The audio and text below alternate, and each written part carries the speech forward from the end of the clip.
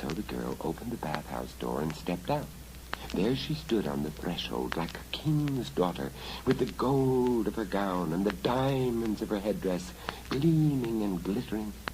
"Step into the coach, little daughter," said the old goblin man. And he opened the coach door and stretched out a horny hand to help her inside. But the girl drew back. "Oh, no, no, the coach is not to my liking. The seats are too hard." "Too hard, little daughter," said the old goblin man. "Too hard? The cushions are covered with silk and plumply stuffed with goose feathers." "I am not used to traveling on feather cushions," said the girl. "I must have the coach strewn with hay." The old goblin struck his hands together. "What can we do? Down under the earth there is no hay." The girl looked up at the sky. The moon was dropping down below the houses. The morning stars shone over the rooftops.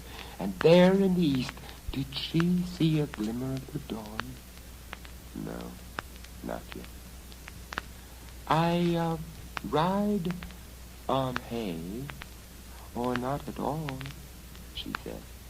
The goblins began to scream and chatter. Hay! Hay! Where could they find hay? The goblin grandmother took out her eyes and flung them up into the air. They whirled around in a circle and came back into her head.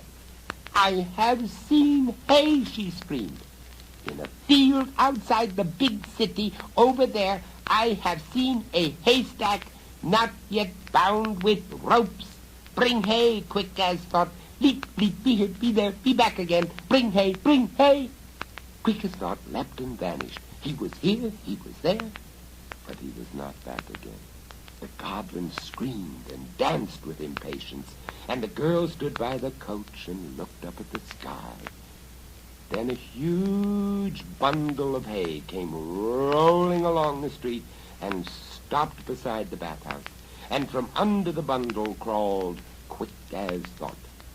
He was blue in the face and panting, and sweat streamed off him. The other goblins grabbed up the hay in armfuls and began stuffing it into the coach. "Hurry, hurry, hurry," they screamed, tumbling over each other. "Dawn is coming." They had the hay in the coach at last.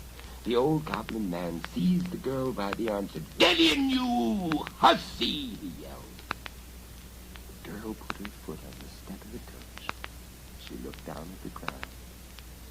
"There is yet one wisp of hay lying there," she said.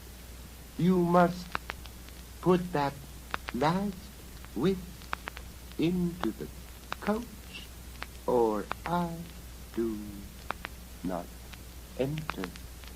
The 4 black stallions pawed the ground and whinnied. They flung up their heads, and the bells on their forehead straps rang out. The old goblin man snatched up the last wisp of straw and tossed it into the coach.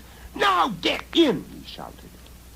"I get in last," said the girl, "as befits a modest maiden." Then all the goblins crowded into the coach. The old goblin man stretched out his hand to help the girl in. The girl glanced back and up at the sky. Yes, in the east, the dawn was breaking. Cock-a-doodle-doo, cock-a-doodle-doo. All the cocks in the little town began suddenly to crow. At that sound, coach, horses, coachman, old goblin man, old goblin woman, and the 3 young goblins gave one last despairing yell and vanished. The girl stood alone at the bathhouse door. Her golden gown and her diamond headdress glistened in the dawn light, and the little mouse crept out of the bathhouse and stood up on its little hind legs and squeaked, "Well done, my lovely one, well done. Now take me up in your hand and carry me home with you, and I will find a prince marry you. So the girl took the little mouse up in her hand and went home.